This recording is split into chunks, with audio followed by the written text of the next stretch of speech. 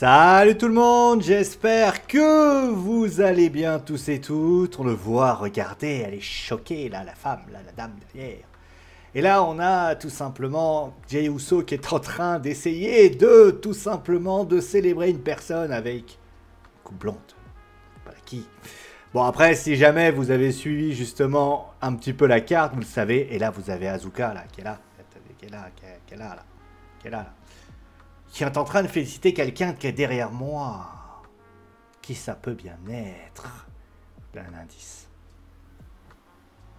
Non, je vais essayer. Voilà. Non, vous pouvez pas. Ça marche pas. Bon, il y a pas. L'indice, vous l'aurez pas. Voilà, vous allez être trop grand, vous allez attendre, hein, tout le monde. Bon, allez, salut tout le monde, j'espère que vous allez bien. On se retrouve, et oui, pour le débriefing de WWE Raw. Et je vous rappelle que pour la première fois depuis très longtemps, eh ben, j'ai pas râlé. Donc, j'ai envie de pas râler aujourd'hui. Parce que vous savez quoi? Je vais vous expliquer ce qui s'est passé aujourd'hui. Aujourd'hui, j'ai dû aller travailler alors que ça devait être mon jour de congé. J'étais fatigué et tout, il fait chaud, il fait 45 000 degrés. Je veux qu'on me donne un bon show. Et c'est ce qu'on va avoir justement. Alors, juste avant qu'on parle de ça, point... on va appeler ça point conflit. Hein, ouais, c'est comme ça malheureusement. Vous le savez certainement si vous avez suivi l'actualité. A priori, donc, les Iraniens ont donc dit qu'ils mettaient fin à la guerre des 12 jours. Israël, a priori, a signé ce qu'on appelle un cessez-le-feu. A priori, Night of Champion va avoir lieu. Après, il y a eu Dominic Mysterio et AJ Styles qui ont donc pris la décision de ne pas y aller. Alors après, il y a soi-disant une blessure aux côtes de Dominic. J'ai pas vu d'infos qui m'ont dit que c'était pas un work ou pas parce qu'il avait l'air d'aller bien, hein, Dominic Mysterio. Les infos que j'avais eues dernièrement et j'ai pas réellement de situation, voilà. Donc à voir, j'ai pas de solution. Est-ce que c'est pour créer autre chose? Est-ce que c'est pour faire durer quelque chose? Sachant qu'on rappelle que Liv Morgan, maintenant ça y est, c'est officiel, va être blessé pendant un certain nombre de temps. Je peux pas vous dire, voilà. Bon allez, on va commencer tout de suite avec le premier événement de la soirée. C'est tout simplement le titre intercontinental féminin, puisque le titre intercontinental féminin, lui, était en jeu. On a notamment Bayley qui fait face à Becky Lynch, sauf que, vous l'avez compris, il y a eu notamment l'intervention de Lyra Valkyria. Alors on parlait de l'intervention de Lyra. Eh bien, Lyra, en fait, ce qui s'est passé, c'est que, en fait, le match en lui-même était très très bien, honnêtement. Becky et contre Bayley, c'était un très beau match. Moi, j'ai plutôt apprécié le match en sa compagnie. D'ailleurs, vous ne voyez pas qui est intervenu, donc on va faire comme ça, voilà. Donc, très clairement, moi, j'ai beaucoup apprécié la rencontre, ce qui a été proposé, etc., etc. Donc, très clairement, c'était sympa. Après, on peut parler de l'intervention de Lyra. Alors, Lyra, comment elle intervient? Donc, il se passe que Becky, donc, en fait, Becky est en train d'avancer. Il se passe que elle passe par-dessus la table des commentateurs. Et à ce moment-là, eh bien, Becky décide de mettre des... Donc, elle passe par-dessus. Et Becky décide à ce moment-là, eh bien, de la mettre au sol, de l'empêcher, donc de lui faire un décompte à l'extérieur et de remonter sur le ring pour espérer le décompte. Et c'est là que Lyra apparaît. Elle essaie d'aider Bayley à se relever. Et à ce moment-là, Becky Lynch la frappe. Il se passe que Lyra veut la frapper à ce moment-là. Et elle dit « Non, je ne peux pas la frapper parce que ça peut occasionner une disqualification. » Becky Lynch, Bayley revient, se prend un coup. Puis bizarrement, encore une fois, c'est Bayley qui, on va dire... finalement, c'est de nouveau Becky qui se prend la fameuse, donc le fameux coup en question. C'en est trop pour Lyra qui finalement s'en prend à Becky Lynch, causant donc la disqualification et la victoire de Becky Lynch. Alors, qu'est-ce que j'ai à dire pour ainsi dire? Alors, je pense qu'on va aller vers un triple threat entre les trois. Ça, c'est clair et net. On avance clairement dans un système. Et je ne serais pas étonné qu'on ait ça à Evolution. Là, on est en train de créer un triple threat en personne. Dans l'idée, la présence de Lyra ne me dérange pas. Parce que finalement, Bah, Lyra, c'est un peu celle qui s'est fait arnaquer dans l'histoire. Puisque Lyra, elle devait avoir, aurait pu avoir un match de championnat, sauf que elle s'est fait un peu court-circuiter par Bayley. D'ailleurs, les deux se disent, enfin, Bayley dit, enfin, Lyra dit souvent à Bayley, tu ne m'as pas prévenu, alors qu'on rappelle hein, qu'ils étaient partenaires à WrestleMania. Et je rappelle pour information que Bayley a un contentieux avec Becky parce que Becky l'a attaqué avant WrestleMania, prenant sa place. Donc au final, il y a tout ça qui est mis bout à bout. Je ne pense pas qu'on va voir, avant que les gens puissent parler, je ne pense pas qu'on va voir un, on va dire un heel turn de une des deux. Parce que ça veut dire, alors on pourrait, hein, mais Lyra, alors je vais nuancer ce que je viens de dire là. On sait que Liv Morgan étant blessée, il y a une place de heel qui s'est libérée. Soit elle est remplacée par Roxanne, qui prend du galon, et donc il ne faut pas oublier qu'aujourd'hui, en tant que heel, au niveau féminin, tu as quand même du beau monde. Tu as Becky, tu as Roxanne, qui est un peu jeune, mais tu as quand même Roxanne, tu as Raquel, et donc tu as quand même 3 personnes qui peuvent assurer. Et donc Liv, elle serait que le 4e entre guillemets. Donc ça peut être on peut considérer qu'elle peut supporter. Surtout que Raquel peut, on va dire, prendre la place, ou alors au moins Roxanne. Donc j'ai envie de dire, ça peut aller. D'ailleurs, j'ai été surpris de voir Stéphanie Vaquer. Bon, où elle était. Mais en tout cas, au niveau des faces, on le voit. Il y a Bayley, il y a Lyra, il y a Rhea, il y a Stéphanie. Donc il y a 4. On va dire que en termes numériques, ça peut le faire. C'est pas que ça va le faire. Alors après, le petit bémol, c'est qu'on voit que Roxanne et Roxanne et Raquel semblent se lier. On va en parler après. Le truc, c'est que si tu décides de faire de Lyra Valkyria comment on appelle ça, un heel turn, il va falloir que tu m'expliques pourquoi elle a attaqué Becky Lynch, pourquoi elle s'en est pris à Becky Lynch tout le temps. Tu peux avoir un contentieux entre Lyra et Bayley, parce que tout simplement, bah, elle n'a pas fait ce qu'il fallait, etc. Sauf que, moi, mon point de vue, je trouve en tout cas qu'il manque un réel fond. Et d'ailleurs, là, on va parler de l'intervention de Lyra. Pour ceux qui imaginent un heel turn, je pense que, on va parler tout de suite de ça, si Lyra Valkyria avait fait son heel turn, bah, était en amorce du heel turn, ou tout simplement, il y aurait eu quelque chose. Et le truc, c'est que intervention de Lyra, pour moi, je vais en parler tout de suite, elle est mal faite. Alors, elle est mal faite pourquoi?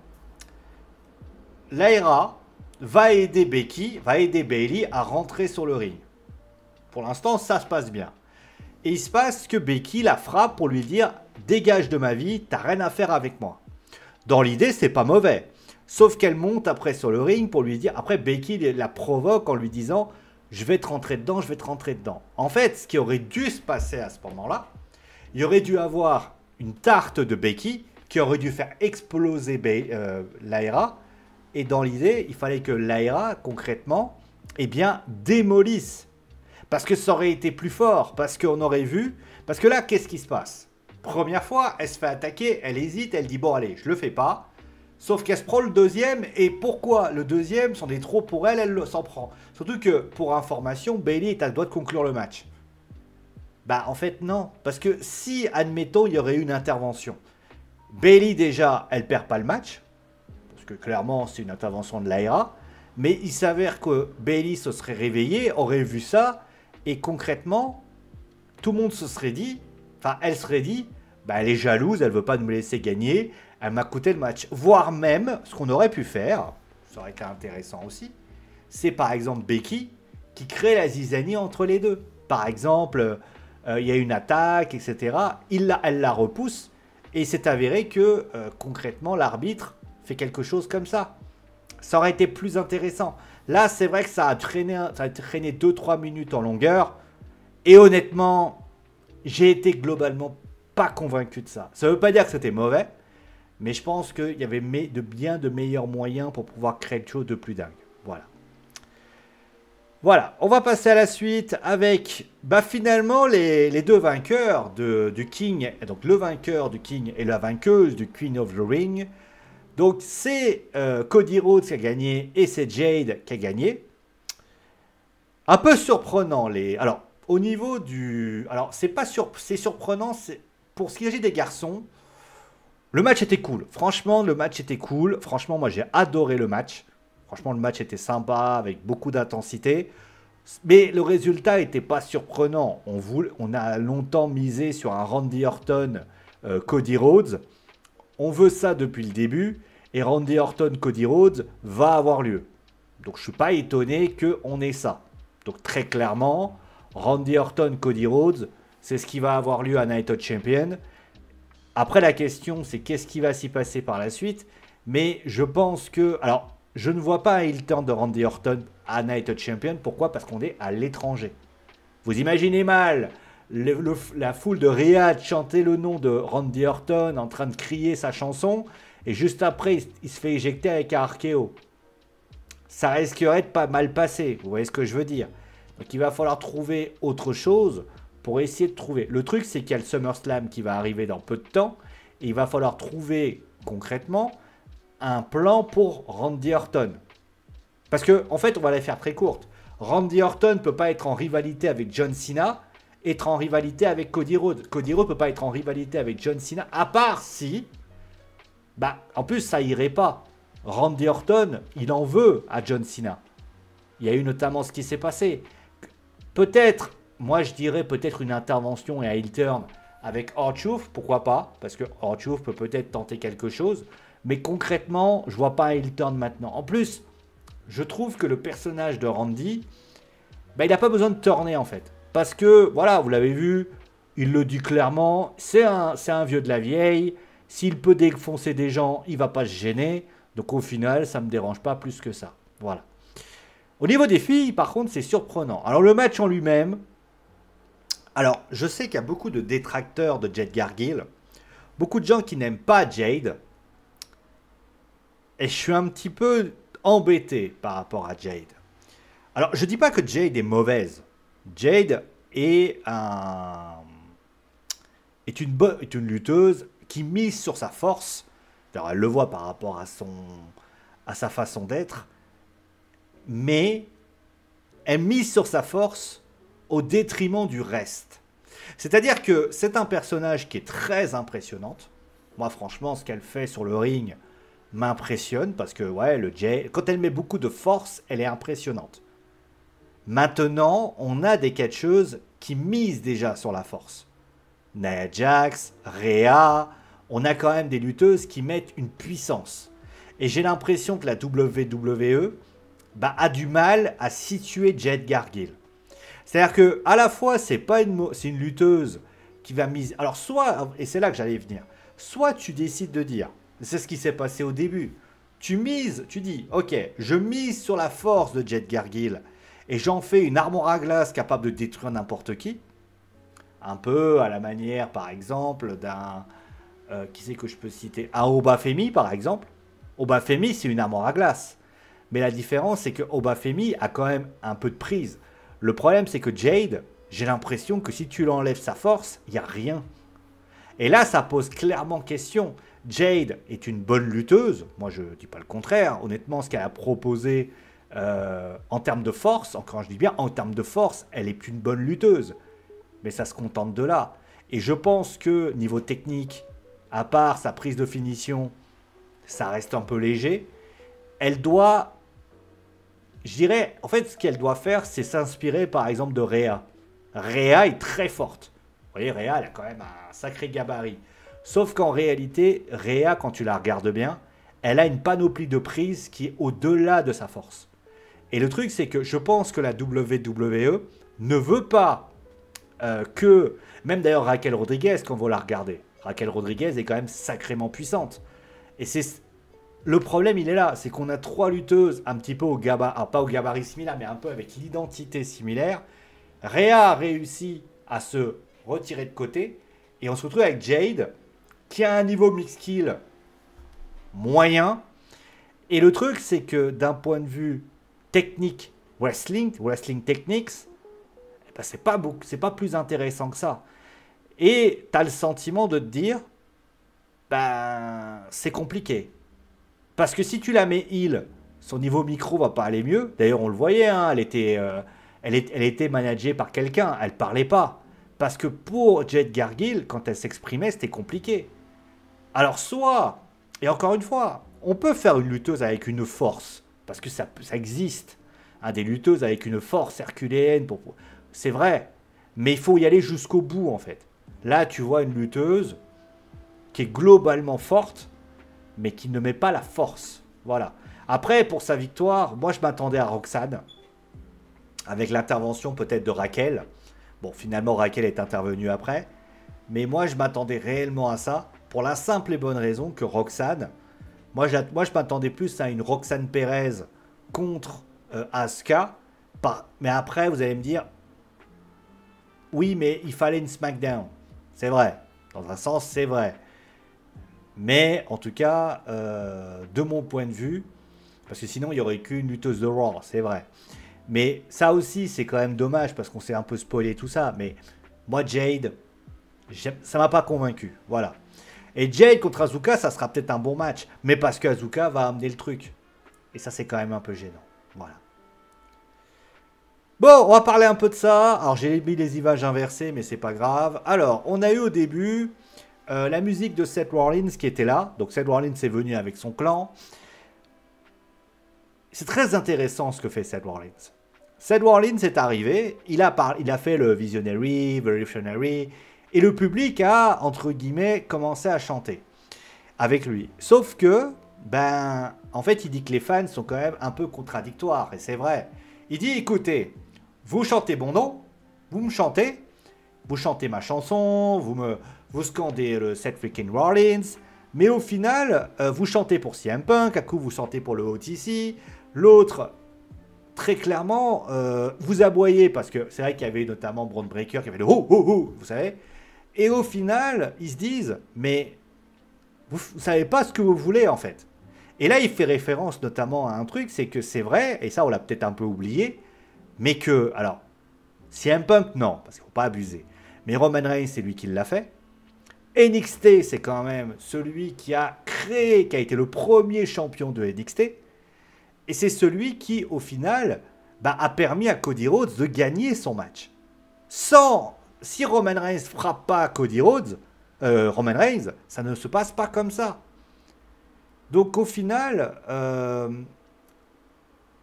alors pour moi, j'ai trouvé que le segment était très intéressant. Et au final, oui, c'est vrai. Seth Rollins est un peu la plaque tournante de Raw, de la WWE. C'est lui qui construit, qui déconstruit. Et ça justifie pourquoi Braun Breaker et Bronson Reed restent avec lui. Parce qu'au final, ils se disent, ces deux-là, nous, on a quelqu'un qui crée les superstars. Alors, ça ne veut pas dire qu'à un moment donné, ils ne seront pas champions. Mais la mallette du Money in the Bank, c'est-à-dire qu'ils seront champions, je serai champion et vous serez champion ensuite. Voilà. D'ailleurs, il a parlé notamment aussi des personnes qui lui ont un petit peu mis dans les affaires. Il a fait référence notamment à LA Knight, qui aujourd'hui n'est plus là. Et puis, concrètement, là, on a Penta. Alors, Penta. Alors, le match en lui-même est plutôt bon. Pour moi, Penta fait un bon match. Et ça, je suis plutôt content. J'ai quand même un gros problème. Alors, vous allez me dire, je chipote, et c'est vrai. La réalité, c'est que Penta, je l'aime beaucoup. Il a un style particulier qui est pas mal. Le souci, c'est qu'on a le sentiment que Penta, je sais pas où il va en fait. Penta, il va aider Jey Uso la semaine dernière, notamment voilà. Et notamment Seth Rollins qui lui dit « Reste loin de mon business ». Plus tard, il s'occupe de Chad Gable. Ouais. Vous voyez ce que je veux dire? Ça manque de quelque chose. Je dis pas que voilà, c'est mal fait. Mais moi, mon point de vue, c'est que je trouve que il y a des bonnes choses. Mais il va falloir construire quelque chose avec Penta. Sauf qu'on ne va pas se mentir, Phoenix est globalement assez discret dans... Et je pense que la WWE, à la première occasion, ils les mettront ensemble. Ils les mettront ensemble pour faire un match par équipe, parce qu'on n'a pas le sentiment que... Enfin, on a ce sentiment un peu désagréable que Penta, bah, en fait, il a cette espèce de plafond de verre qui est en train de taper fort. Il y a eu le titre intercontinental, notamment à WrestleMania, qui était quand même intéressant.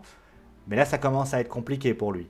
Il a quelques rivalités par-ci par-là, mais il n'a pas la rivalité. Et ça, c'est clair et net. Voilà. Bon, on va terminer avec, finalement... Alors, ça, on va en parler rapidement de Gunther. Alors, Gunther, j'ai même pas souvenir de ce... Alors, j'ai bien aimé la promo de Goldberg, d'ailleurs. Parce que Goldberg a dit notamment... Ah, d'ailleurs, il a fait un petit teasing Goldberg en disant... Parce que Michael Cole lui dit...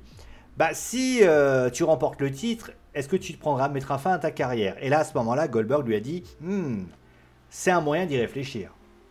Mais on sait que ça sera certainement le dernier match. Ça a été teasé comme ça. Donc voilà ce qu'il en est. Ensuite, le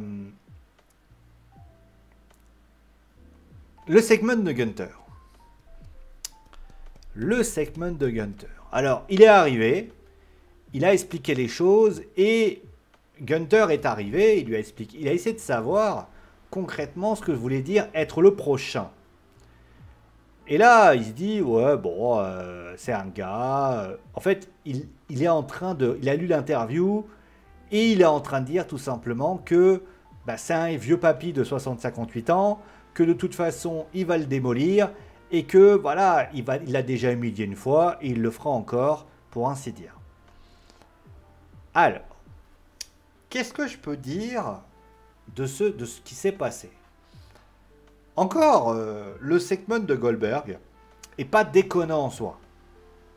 On parle d'un père qui est venu à WWE Raw avec son fils, et puis ça peut aussi donner une... On va dire, je pense que ses enfants seront là, enfin son fils et sa femme seront là, et ça peut créer une transition. On ne sait pas si son fils a l'intention de devenir lutteur ou pas un jour, mais ça peut être une bonne idée. Comme Dominique s'était fait défoncer par Brock Lesnar. Donc ça, c'est plutôt une bonne chose.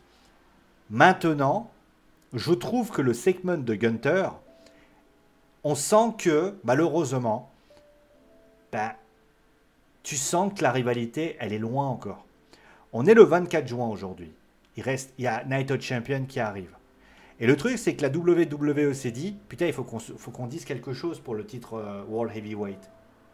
Bah tu sais quoi, on va lancer ce segment, on va mettre ça. Oui, mais en fait ce qui aurait dû se passer, je pense, il aurait dû simplement, Goldberg aurait dû faire son interview, Gunther aurait pas dû être là, et la semaine d'après il répondait, parce que tout le monde est focalisé sur Night of Champion, Gunther étant pas là, puisqu'il n'a pas de match de championnat, bah résultat, en fait on se dit, bah, pas d'intérêt en fait.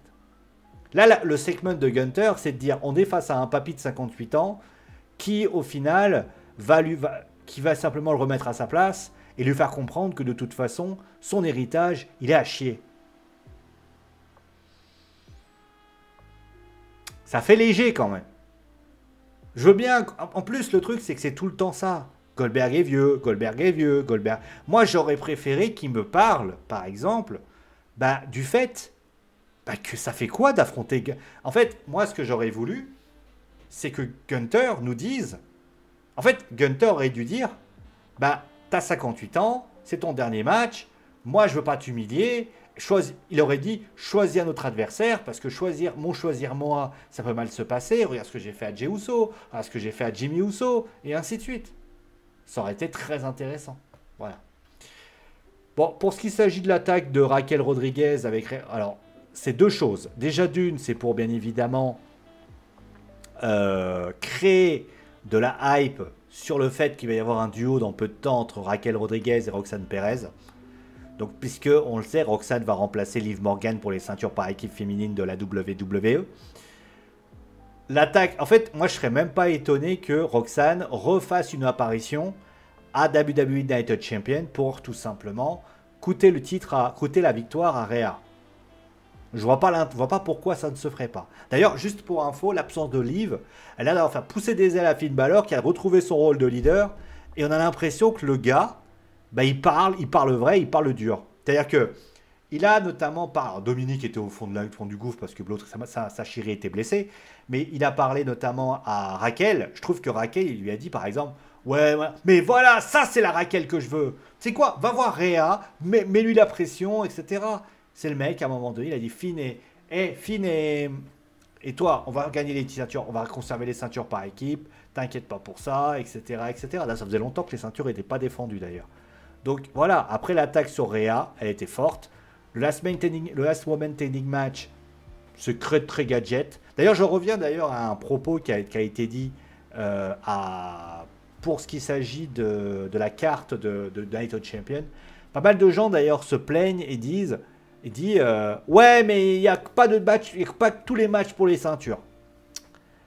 Bah déjà, je trouve que vous avez, enfin, de base, parce qu'on prend la carte telle qu'elle est, il y avait donc, il y avait notamment deux matchs. Donc il y avait le match John Cena CM Punk, le titre des États-Unis, le match pour le titre intercontinental.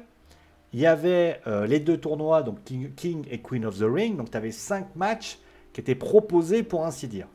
Le truc, c'est que, et je ne serais pas, a priori, ce qui se passe, c'est que la WWE veut surtout faire quelque chose. C'est aussi éviter que les filles s'affrontent trop. Pourquoi? Parce que je te rappelle qu'il y a Evolution qui arrive dans quelques semaines.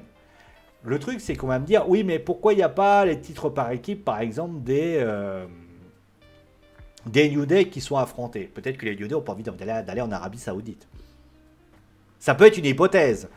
On peut imaginer aussi, peut-être, que les ceintures par équipe de la WWE, c'est-à-dire, c'est pas les DIY, c'est... Qui c'est qui est champion à SmackDown déjà, j'ai oublié. C'est les DIY, je crois.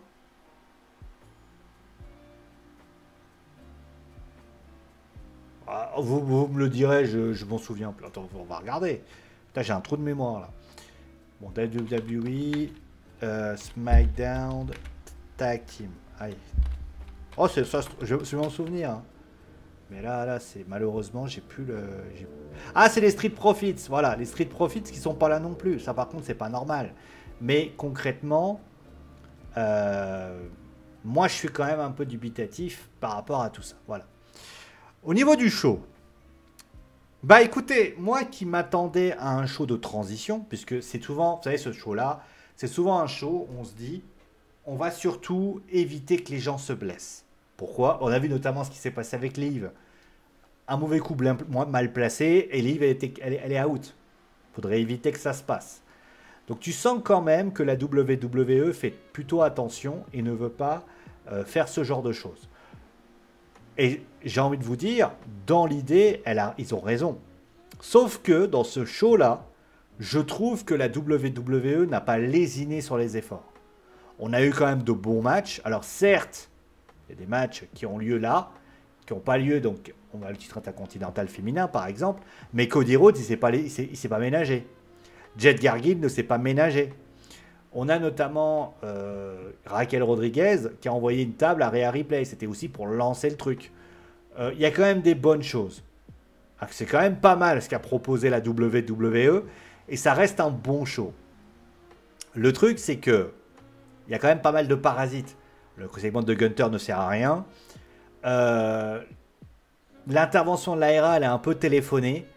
Et Jade, c'est une impression de Jade, encore une fois. Je trouve que Jade, elle ne m'impressionne pas plus que ça.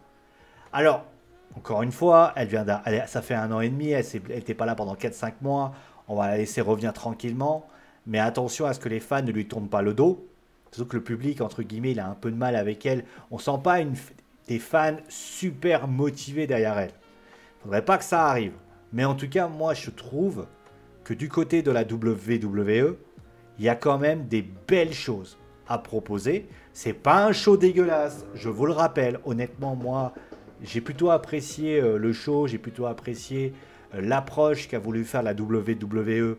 Et sincèrement, pour quelqu'un qui est assez difficile, moi, je suis plutôt satisfait. Maintenant, il restera WWE SmackDown. Alors, je vous préviens, je ne le commenterai pas en live, ou il n'y aura pas de live dessus. Pourquoi? Parce que je suis en RP vendredi, donc je ne pourrai pas être là. Mais en tout cas, Night of Champion, je vais essayer de le suivre en live. Il n'y aura pas de commentaires en live aussi, puisque le show débute à 18h, je crois, il se finit à 21h. Si les voisins m'entendent, ils risquent de péter un câble. Donc voilà ce qu'il en est pour ainsi dire. Voilà. Bon, allez, on va s'arrêter là pour aujourd'hui. Merci à vous d'avoir suivi l'émission, en tout cas, c'était super cool. On se retrouve très vite pour une nouvelle édition sur Wrestling Football. D'ici là, portez-vous bien et ciao.